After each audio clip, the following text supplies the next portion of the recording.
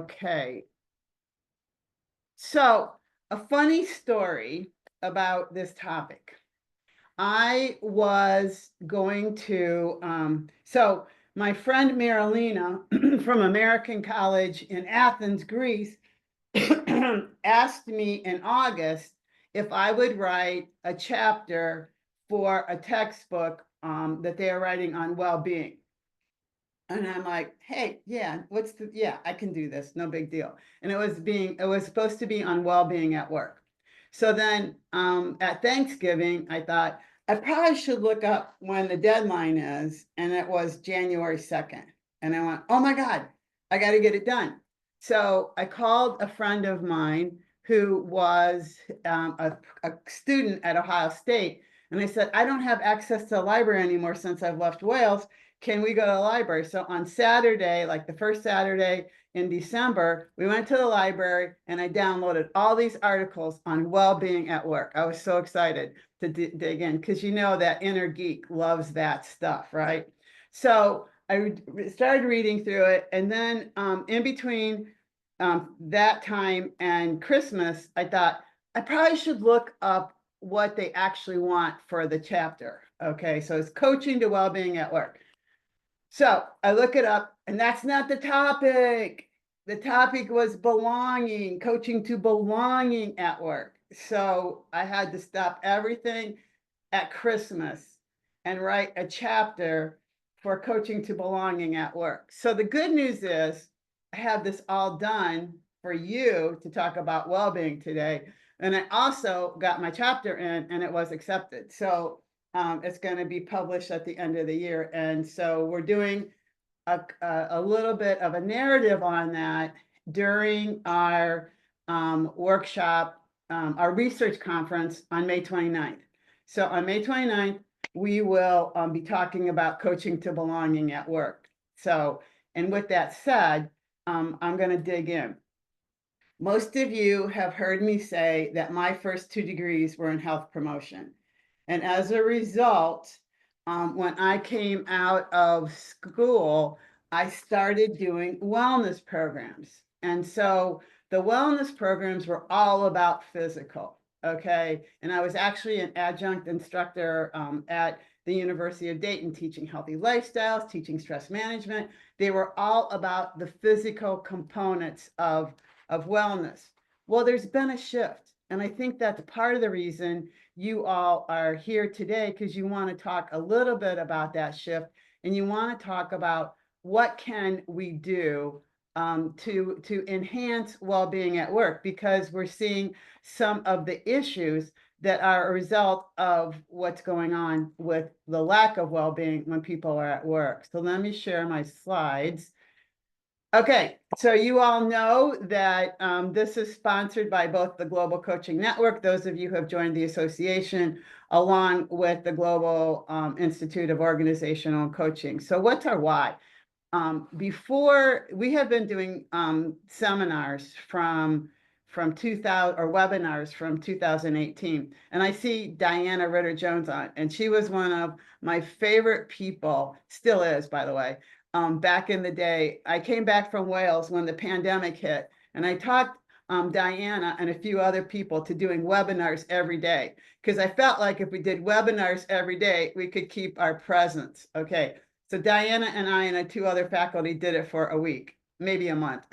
And then we said, we got to pick 2 days a week. We're going to do webinars. We've been doing them because my passion is to sharpen the saw, to open our minds to thinking about what coaching does in with the topic we're working with, but just coaching in general. So it's to sharpen your saw. What do you know about well-being? What do you need to add about well-being? What is that? What does that mean to you? So that's our why. Hopefully you're going to learn one thing. My goal is when you walk away today, you will have learned one thing to take with you that you can implement into your coaching, as well as to tools. So I am a fanatic about tools now. You don't want to hear about my research. You want to know how to apply my research. You don't want to know what somebody else has written. You want to know what that means to you and what it means to your coaching. And we're trying to stay focused on that, both at Global IOC and the Global Coaching Network. But those of you that are in organizations, and I'm going to try to run this as, okay, it's on you, Alana, to let anybody in. Okay, there's been a shift. Okay, what is that shift? So it's no longer a perk. Many of you that are in organizations, and I know in my last organization, we had to participate in wellness programs in order to keep our costs low for our healthcare. Okay, but now it's bigger than just the physical health. It's the whole part. It's the culture. It's the environment. It's when I was at Nationwide, we had a program called Human Performance, and the folks that looked at human performance looked at it at 4 levels: the physical, the emotional, the mental, and the spiritual. And so now we're trying to be inclusive with all of those components. So mental and emotional health are now just as important as physical health. And you all know that because you're experiencing some of the challenges when people are struggling emotionally and mentally. We're doing personalization, we're creating flexible programs, and we are looking at how do we look at how people are empowered and how do we drive empowerment programs. Coaching-based leadership. So those of you that are leaders and are on this call, what does it mean to your leadership? You have to dig in to thinking about how this works with your role as a leader and coach, and how do you support people in their well-being. And organizations that prioritize well-being see higher engagement, retention, and innovation, all important to all of us. So today, we're going to talk about the leader coach's role, which is everybody on this call. And we're going to dive into Gallup. I wanted to find a fairly simple way of defining well-being at work. And this is really great research because the guy that put it together is a research scientist. So again, my inner geek is like, yay, it's real evidence. It's not just made up crap, okay? And then we're ending with those strategies. What are the things we need to look at in terms of the habits for well-being that we can build? So well-being and work are inseparable. When you come to work, you need your well-being. So time and energy. So think about it. You spend at least 8 hours a day at work. And so if you're stressed out at work, you don't know the mission, you're not aligned with the mission, your relationships are not the way you want them to be, then it impacts you. It impacts you when you go home. It impacts you when you talk about to others. It might impact you as you are sharing within your own organization. Think about this. When you meet somebody for the first time, what is one of the first 3 questions? What is one of the first 3 questions? Come on, help me out. What do you do for a living? Thank you. Yep. Thank Yeah, there you go. Mm-hmm. What do you do for a living? It might even be the first, but at least it's in the top 3. What do you do for a living? So our identity and self-worth is tied to what we do for a living.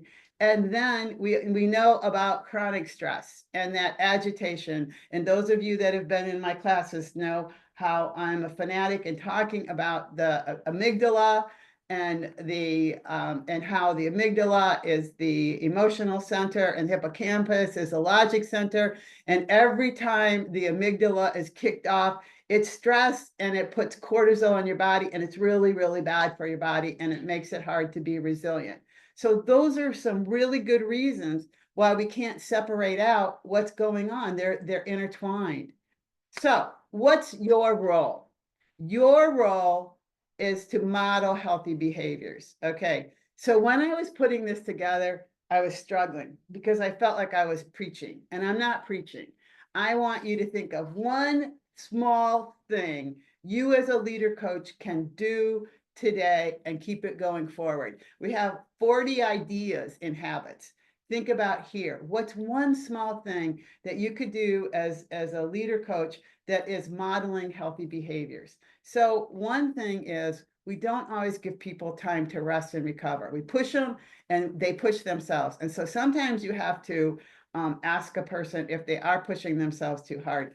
My former boss used to tell me that she would find me if she saw emails on the weekend. So I had to hold them to Monday morning. Okay, like think about that. Like I had to keep them in the one folder so that I could send them out. So you are the shadow of the leader. So what you do matters. So think about rest and recovery as being important. Embed psychological safety. It's you can have the conversations that need to be held, and that you create allowing people to be vulnerable, share what's going on, and embed that in the work that you do.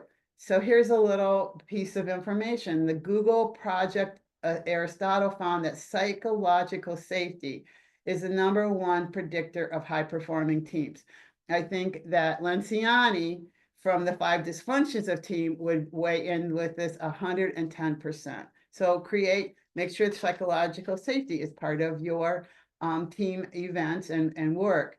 Integrate questions like, how are you managing your energy into your one-on-ones? And I know many of you on the call have shared with me that you start your questions of your one-on-one so differently than you used to, right, David? So we start with the check-in. What's going on? How are you managing your energy? How would you rate your energy? So those become important questions. Okay. I have seen that a number of organizations struggle to communicate purpose and mission and connect it to why people come to work.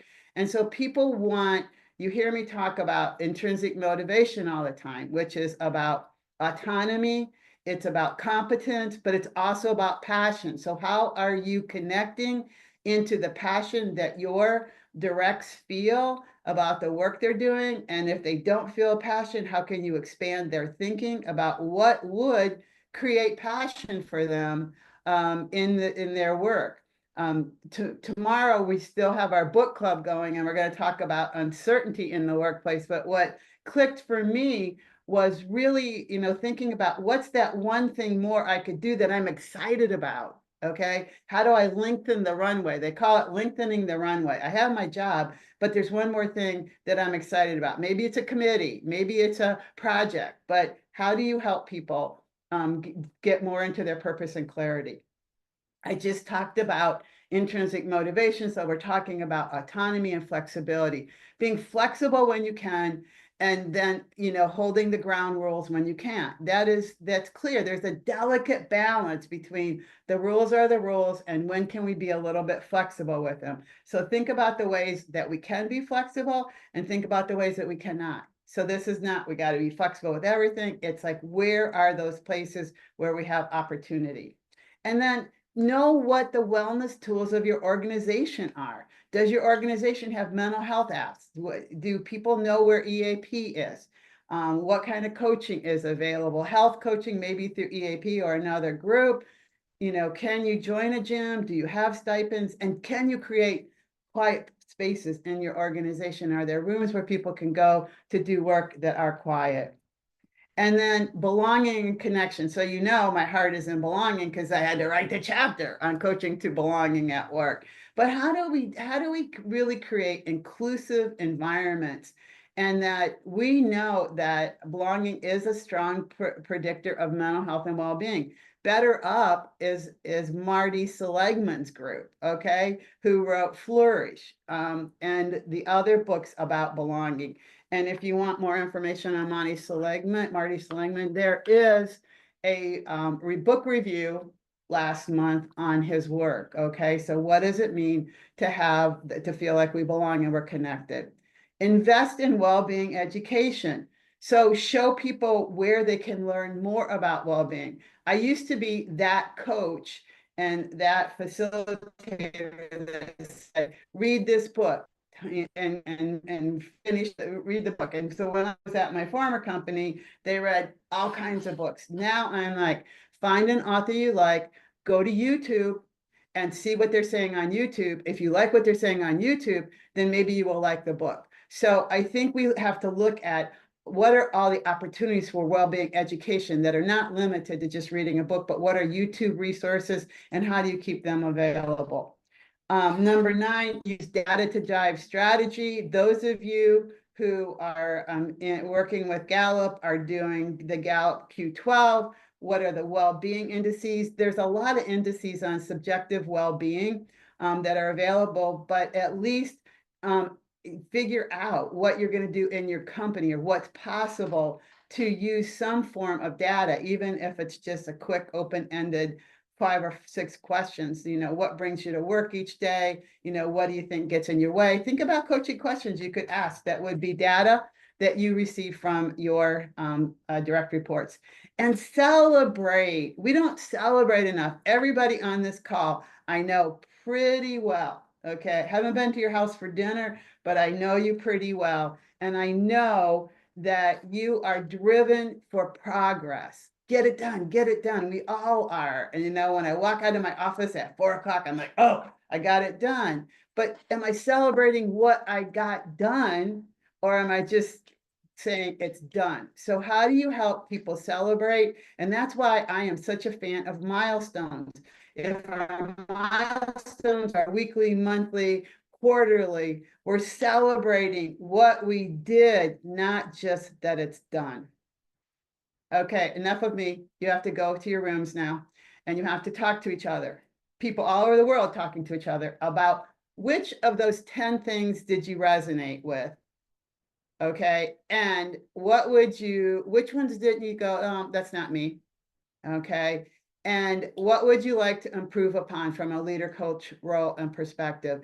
And I will put those top 10 in chat. So if you didn't take notes, that's fine. You'll have them in chat. Okay. Okay. I think we're all pretty much back. Although we're missing some. Okay, there we go. We count. Okay. So one of the things you do not know is what goes on behind the scenes when you are at breakout. Okay. So what happened today was I got kicked off on my phone. So I have to run through my phone because my internet doesn't work with Zoom. So I got kicked off, and Alana's going, you said you were going to put some information in chat. So I wasn't even on Zoom. You guys could have been doing all kinds of crazy things because I wasn't even on Zoom. I had to come all the way back in Zoom, and I went, thank you. There were 28 people still here. So I apologize, but that's why you never got the information. I hope something called out to you while I was talking. And so you decided this is something I want to work on. So talk to me. What's something you want to work on? Have a couple. Dr. Okay. Petty, I'll Yeah. go. I had Catherine and Albert in my group, and we all agreed on at least one specific one, and then we had others as we wanted to kind of individually work on. But the one that we also said is some of us have in our companies great resources for mental health and physical health and coaching and health coaching. And just sometimes we forget that maybe our employees, our direct reports aren't taking advantage of those resources or aren't aware of those resources. And it could just be depending on, maybe they're just not prioritizing it, but just still proactively sharing what's available so that, people do know what resources are available, to them for free.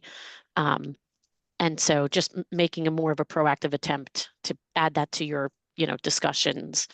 And then the other thing we talked about too is the recognition of wins on, even a weekly basis. And sometimes we go right to like business or right to like, what's the update, and to really take the time to say, you know what, amazing, what's one thing that you're super proud of this week, or what's one thing that you want to bring up that you feel like you've made progress towards X goal.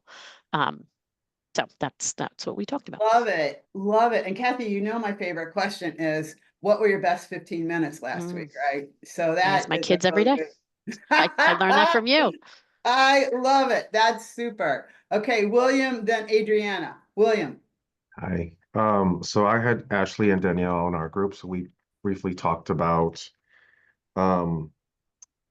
celebrating wins. So sometimes in management, we focus a lot on the team and not so much on what we do as leaders to celebrate and, talk about successes. So we talked about that. Danielle talked about psychological safety and, having both opportunities to work with individual leaders that had, good and bad, but spoke how she felt free when she had the opportunity to voice her opinion without feeling there would be retribution if she was, wasn't polished with her response. And so that was a good opportunity to talk about that. And then I talked about, at the beginning, you talked about modeling behaviors. I mentioned that there's times that, when people ask me how am I doing, I'd say that I'm busy. And I think that's just a response that you just say, you get used to.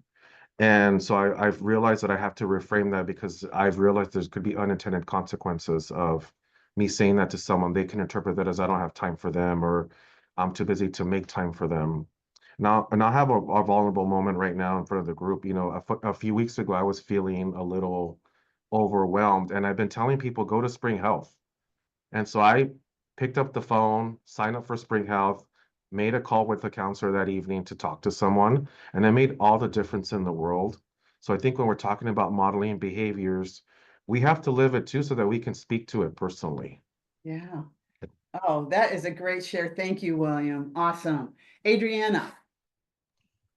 Hi, good morning. I was in a group with Alana, Josh, and Liz, and we really talked about just those boundaries with emails and how we work on our days off and we're checking in, and sometimes we're in meetings and doing different things. So there's no time to respond to emails. And so we rely on those off times.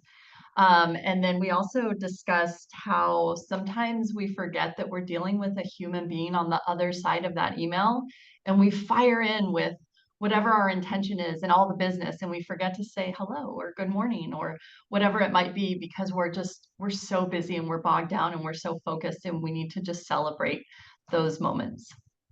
I do that a lot. And I notice, Adriana, when I start an email with I'm attaching, or I'm doing this, I'm like, I gotta stop. Okay. I have to say, hi. How are you? Or hope all is well. But I like when I go, here it is. I'm like, okay, get out of D mode and get into relational. Okay, Callie.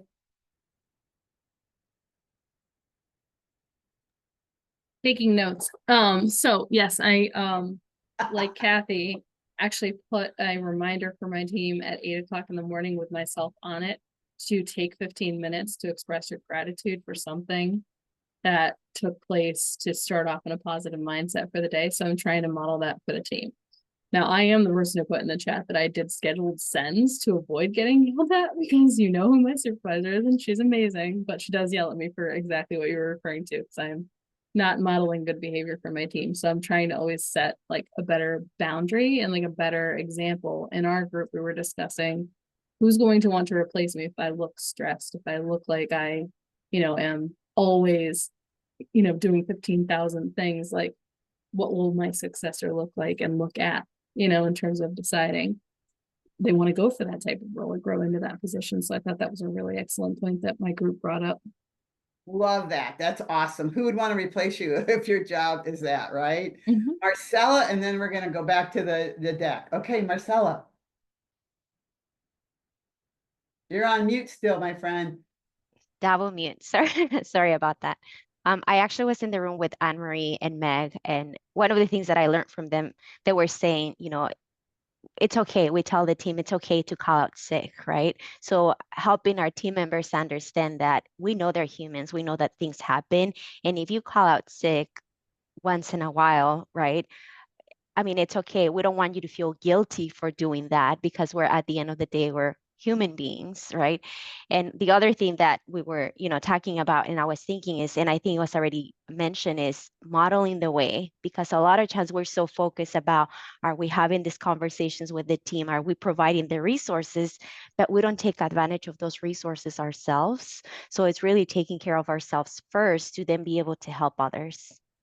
And that's put your oxygen mask on first, right? You have to have the energy to be able to help others. So really good conversations. And you know what I'm most excited about? You did it without me.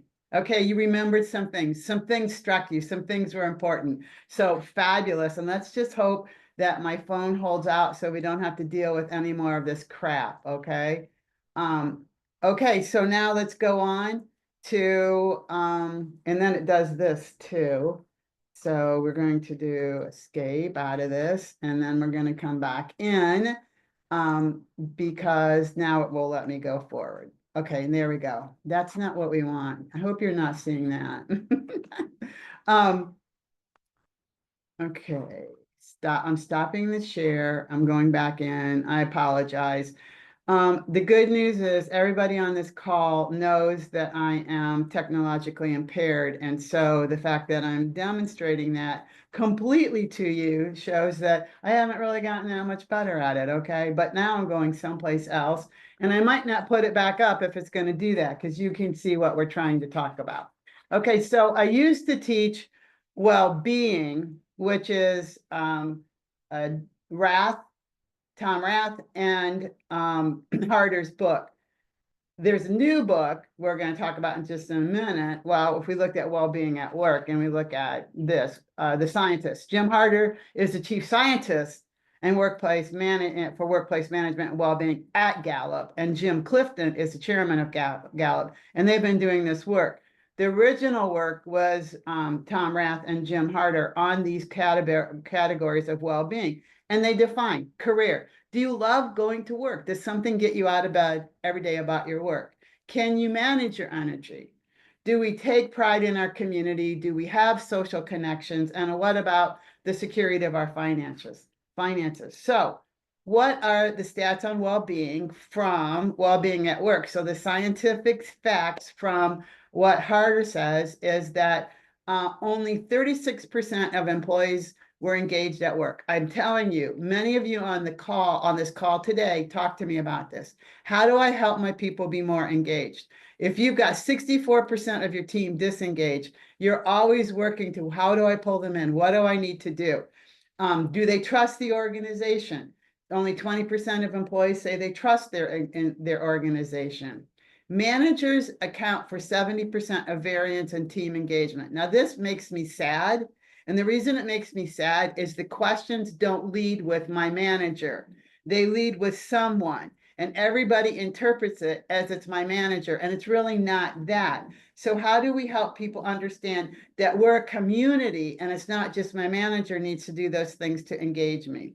Workplace stress and health. Workplace stressors associated with over 120,000 deaths in the US.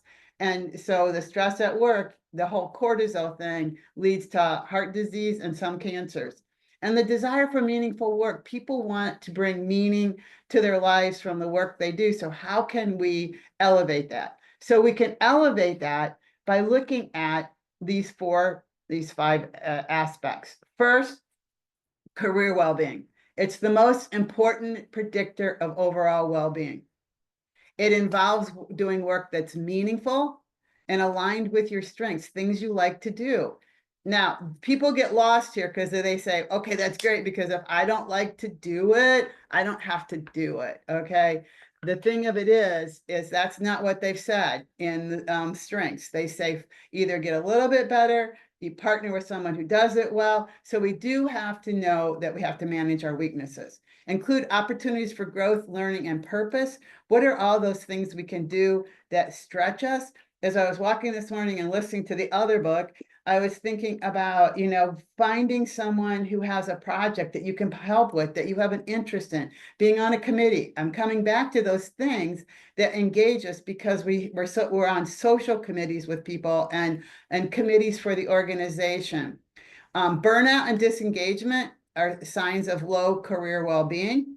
Leaders play a key role by giving clarity, feedback, and recognition to people. People want to be recognized. If you remember the progress principle, the number one category is people want recognition, okay? So how do we help them and understand the role?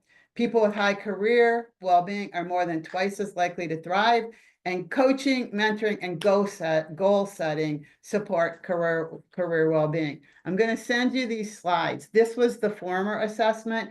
Now to get to the assessment, you got to buy the book and take the assessment. So I don't have the questions, but these were some of the questions, and I will send you the slides. So let's talk a little bit about physical well-being. Okay, good health and energy. So it's not just I can run a mile. What is the energy I bring to work every day? And that's why I like the Human Performance Institute, because it says we have energy in 4 categories. We have energy in physical, we have emotional energy, we have mental energy, and we have spiritual energy, which is being aligned, the spiritual energy is being aligned with our purpose. So where's our energy? Burnout is physical as well as emotional, and it starts with depleted energy, how we eat, how much we sleep, how much we exercise. That's the next block. And how do we manage our stress? Physical well-being supports the others. People with high physical well-being are more protected, engaged, and resilient. Think about yourself. When you have high energy, you're getting things done. Leaders impact well-being by modeling boundaries and normalizing rest. I hope you take that away today. Leaders play a key role. You have to do it for yourself because other people think they have to work as hard and do the things you do. So think about what was shared during our discussion time. Encouraging breaks and flexibility and recovery time. Don't forget that those are important. A quick view of the assessment questions. By the way, I'll make sure you have the slides and you have access to the recording if you want to go back and listen to some of the things we talked about. So now we get into social well-being. What's going on as people come to work and they're having some issues with each other? Social well-being is strong, positive relationships, both at work and away from work. It's not about quantity, but the psychological safety. Do we trust? Do we have an emotional connection? People with high social well-being are more resilient and they're better at coping with stress, of course, because now we've got somebody to talk to. Remember, Gallup says you have a best friend at work. And I used to love it because our organization did it. And then people would say, I don't have a best friend. It's not your literal best friend. It's somebody you can talk to about what's going on for you. So make sure that people understand that, there's people you can share with, and hopefully they're the ones that are not spreading emotional contagion through the workplace. Social isolation is a risk factor to mental and physical health. Social well-being impacts all the other elements. Of course it does, because I want to be with these people. When we think about leaving jobs, we think about leaving the people. That becomes a factor. Do I want to let go of my relationships or not? How do I maintain my relationships if I leave? Leaders can foster it by building team trust. Do we entrust each other? Do we encourage each other? Do we collaborate? And do we have time for informal connections? Supportive relationships help people feel seen, valued, and safe, and that's belonging. Those three things are about belonging. Positive relationships contribute to belonging, and then Gallup shows that people with thriving social well-being are more likely to say they have overall satisfaction. Okay, the assessment, quickly, read it quickly. You're going to get a copy of it. Okay, what do we say by community well-being? Connected and supported by the community around you. So when you leave work, you have a connection and support to where you go. It includes the physical environment, social trust, and civic engagement. What do you do outside of work? It's a bucket, okay? Whether you are talking about Gallup or whether you're talking about other measures, being supported by a community is important. Leaders can support this by promoting corporate social responsibility and inclusion. Okay, the things that all of your organizations on this call are doing to support the community. So it's what your organization is also doing to support the community. The bags that you're building for homeless, like Kathy Gray, the things that you do in your community. Those are all important, and organizations do that. We spent a lot of time at food banks when I was at Nationwide. Community well-being reflects the value and culture of the organization. So how can you get involved in it? And I know at AEF, you all did some really important things last year as well with the community and picking out specific groups that you wanted to support. People with high community well-being, purpose, belonging, safety, saying the same things. They're all interconnected. You can't just pull them apart and go, this only belongs here. Volunteering or contributing to a cause boosts happiness and life satisfaction. So that's how we bring community well-being to our well-being, our overall well-being. A little bit of time on the assessment. Now we're going to talk about financial well-being. And this is the one that gets a little tricky because we might all feel like it's Nunya. And yet I think many of you on this call, if not all of you, are working for financial institutions, okay? And so it's kind of hard to separate it out, but it's also a Nunya. And so people with strong financial well-being are more focused, productive, and resilient. If people are struggling financially and you know this is a time, if it's not something you're comfortable talking about, send it to EAP, send it to some other resource so that at least the conversation can be had. If we don't have control of our daily finances, we're going to be really walking in dangerous waters and also bring concern and worry every day to the workplace. It includes short-term stability and long-term. So what is the savings and retirement? Financial stress, I just said that, is a leading cause of anxiety, distraction, and reduced performance. Organizations can support financial well-being by fair pay, transparent policies.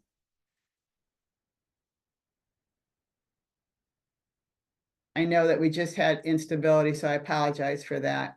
High financial well-being means you have enough to meet your basic needs. So again, I don't spend a lot of time here because most people will not disclose this, but if they do disclose it and you don't feel like you want to talk about it, then think about where you can make that referral.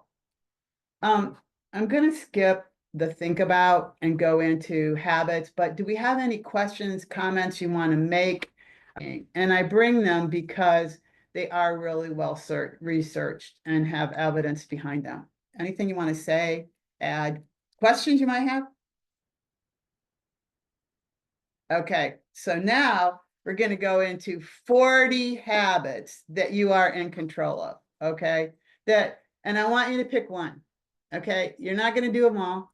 I want you to think about it just like we talked about the coach's role. What are those habits that we can engage in for work-life balance? And now I'm going to trust the slides. Now look at how it goes. Okay, I swear to God, one of these days I'm going to be really good at this. Okay, it went back to the original place of where we were. It better go now. Okay, here we go. Habits for work-life balance. Okay, start small. Okay, logging off at a specific time. I leave the office. One of the things that we did with the Human Performance Institute was that they recommended that people, we were working with a lot of salespeople, that you end your sales call before you drive in your driveway. So you're not walking in the house on your phone, talking to somebody as your kids are coming up to tell you about their day. Okay, so creating that boundary. And if you don't have kids and you're not on the phone, think about what that boundary is. What time do you want to stop? What time do you want to start? And be clear about it. Attached to an existing routine, when you're done with your workday, even if you're leaving your office, that you go and you change, like maybe you change to different clothes. Okay, what does it mean that there's a transition as you ended your workday? Maybe go for a walk, or there's something, maybe you do some meditation, maybe you do some deep breathing, but there's something. Track your progress that you are making. Remember, we always talk in habits about don't break the chain. So if your habit is to get out of the office at a certain time, that you're making an X on a calendar and you're not breaking the chain. Reinforce with a reward. Treat yourself to something relaxing. After you say, I'm out of my office, now I'm going to relax. Maybe it's a cup of tea. Maybe it's a glass of wine. But whatever it is, I'm relaxing, or maybe I'm watching something on TV and I'm making a food that I really like. Okay. Make it enjoyable. Whatever you do, whatever you choose out of these 40 habits, if you don't like doing it, you're not going to do it. So make it something you like doing. Okay, so create that supportive environment. Many of you have already shared some of these in terms of how you interact at work, but check-in habits. Start your day by asking yourself, where am I? Okay, many of you who've been through my training have the writing from Mark Brackett and the ruler, as well as those 100 emotions. Use them. You've got the workbook. Check in with yourself. Where am I emotionally? What would it take for me to be 1% better? How could I get out of this, whatever I'm feeling? Or how can I continue to bring this feeling, this great feeling to my day? Weekly check-in, a 15-minute catch-up. I know many of you check in more, but what I love, and Cheryl's not on the call, but in the school that I'm working with in South Africa, they ask the students to decide where they are right now before they start their day based on those 100 emotions. Now, they had to be really careful with the younger students because they can't read the words, like the kindergartens and first graders, they're picking colors. And some kids liked red. So they would say, I'm starting my day red. And if you remember, all the red ones are like anger, frustration. And so they had to bring it back to help them understand, like, what are you feeling? And maybe give them some faces instead of the colors. But, you know, checking in with people, and some of you on this call have already done that with your teams. Do the check-ins at the same time so that people know to put that in their calendar. I love what Kelly said. I send out an email, they look for it, they expect it, make it routine, and make a habit of giving positive feedback to at least one person every day. Remember the Losada line? We need 3 positive comments to 1 negative to feel like we are in a positive environment, a positive state. So listening, are we listening? Are we really listening? Are we trying to get the conversation over so we can go do something else? Okay. So practice active listening. Move yourself out of all the distractions and really listen to somebody while you're not doing something else. It's so funny. Some of you that I coach, I'm coaching you and I'm watching you on Teams. Okay. And I care about you and I'm your coach and I accept that, but you're not listening. You're trying to do 2 things at once. So think about, when are those times that I do that? Daily reflection, how you communicated, what you would improve. What rating would you give yourself? Encourage people to give you feedback about your style and your listening. And reinforce the habit. Again, reward yourself when you feel like, oh, I did a good job listening today. Habits, recognition and reward. Didn't we say that as a major factor?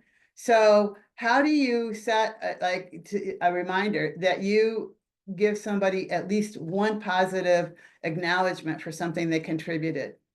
The end of the week reflection. How did you recognize, and make a note of how that impacted morale? I can tell you that on top of my bookshelf, I have a box, and in that box, I still have thank you notes and letters from people I worked with who said, you've had this impact on me. So, handwritten notes matter. Even if you only give one out a month, but, using that opportunity to reward people. And one of the things that really drives me crazy is we reward people based on how we think we want to be rewarded. Ask your team, how do they want to be rewarded? Because you might be like missing them. You want this, they want that, and the gap is big. Positive actions.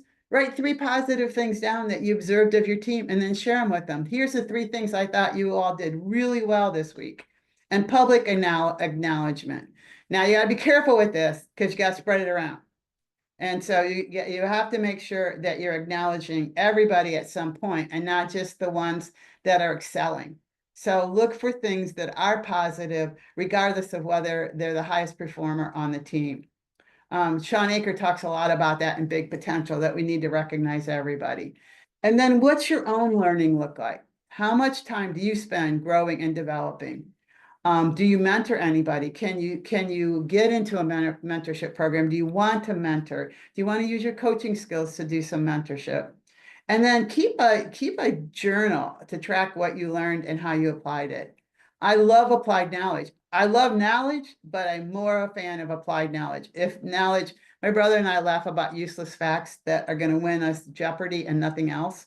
So what are those useless facts we have? How are we applying knowledge?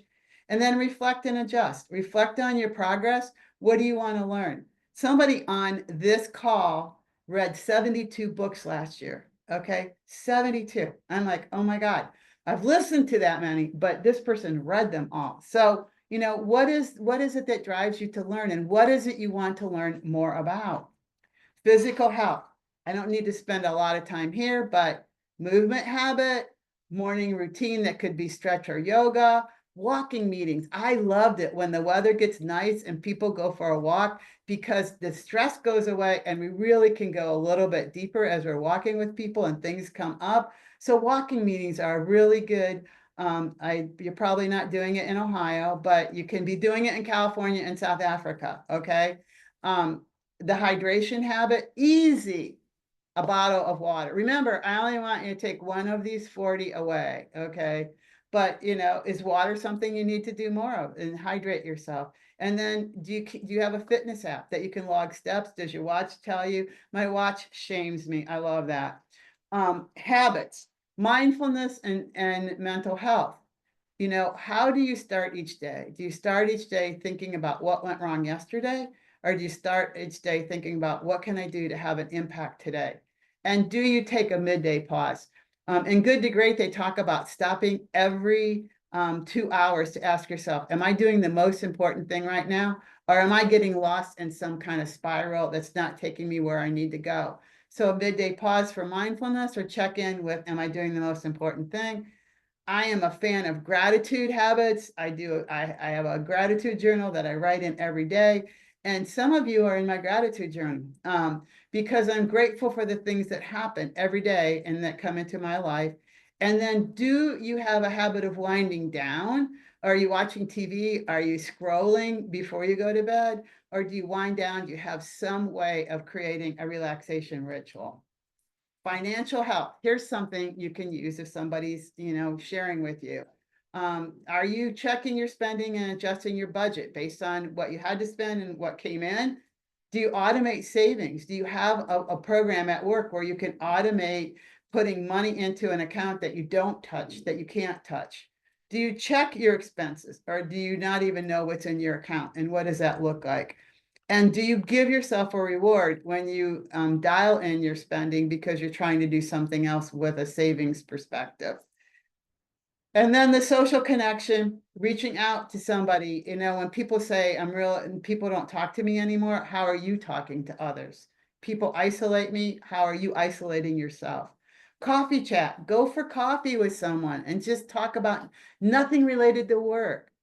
You know, what's going on? What do they love doing? What are their favorite hobbies? Getting to know every person at a personal level. Again, we're bringing gratitude circle back in. So what is the team grateful for? What, you know, this is something many of us on this call do at Thanksgiving with our families. What are you grateful for? Okay. But more importantly, what are we grateful for as a team? And then the mentoring habit, if you're doing anything socially from a mentoring perspective.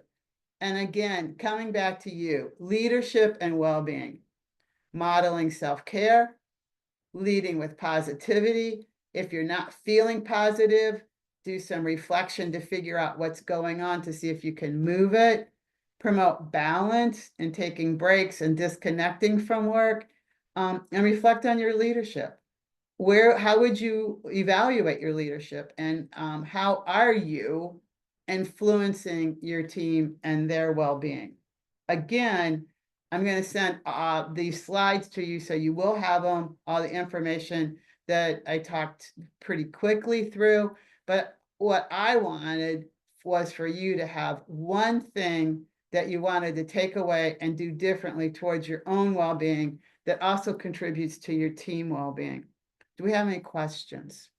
Any comments? Any takeaways? I must say that every time I talk to Cindy Ferris, it drives me nuts, okay? Because Cindy Ferris's background is Cedar Point. And I grew up in Ohio, and it's 20 minutes from my house in Ohio. And it makes me long to be home every time I see it. So thank you, Cindy. You don't want to be here right now. We're in the middle of a big thunderstorm. Okay, any questions? Okay, so then I'm going to make an announcement. Okay, we have 2 upcoming webinars that are still part of the process for your CEUs. The cool thing is that I changed coaching to belonging at work to silencing the inner critic. And this is going to be a really good session on how we take the inner critic and we put it on the shelf. Okay. And then in June, we're going to talk about sustaining impact. We're all inspired and we then perspire, but how do we keep going? Because it's when we perspire, we go, I don't think I want to do that. And so we will talk a little bit about the messy middle when we get in the middle of something and we wanna stop doing that. Okay, we have a detached from drama program. It's 5 sessions. It starts June 12th through the 17th. We're gonna go through the elements of drama, how it starts, and how to, what I see about drama is, the intervention points that you can use as a leader. And then we have a DISC values certification for people who want to learn how to become certified to deliver the assessment. Anne Marie, you have your hand up. You're on mute. What happens if you're scheduled for vacation and you miss a week? How do you make that up? Do you go Okay, back to it's recorded. Okay. All of our programs are recorded. If you're ever on vacation during any of our programs, we Okay. record it. And then also the detached from drama that I didn't tell you is we're skipping the 4th of July week. Okay. So that, because we figured a lot of people would be on vacation. And then always follow us on LinkedIn. Everything we do is posted at Global IOC, and now it's being posted at the Global Coaching Network. So you have 2 opportunities to find information to enhance your coaching. If you have a question, reach out, send me an email. Don't hesitate. Alana, what did I forget? Sign up for the newsletter. Make sure they're on your mailing. And make sure you're getting the newsletter. And if you're not, let me know, because I want to make sure. We have a little bit of a glitch at AEF that we're still trying to work through. I think it is your security system. But I just want to thank you all for being on this call today. I'm passionate about this topic. I hope you are walking away with 1 or 2 things that you want to do. And I look forward to seeing you at our next webinar. There's some questions. I want to catch chat. Okay, I think we're okay. We're good. Okay, take care. Have a great rest of your week. Bye-bye. Thank you. Thank you. Bye.